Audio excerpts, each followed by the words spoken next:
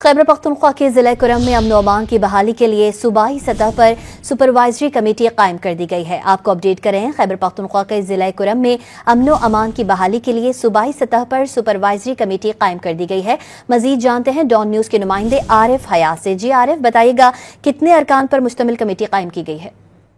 जी बिल्कुल, ये supervisory committee Kurram में अमन व अमान बहाली के लिए सूबाई सतह पर कायम कर दी गई है। मुश्किल इत्तलात बैरिस्टर मोहम्मद सैफ जो है तो वो उसकी सदारत करेंगे और सूबाई वजीर आफ्ताब आलम भी कमेटी के मेंबर हैं।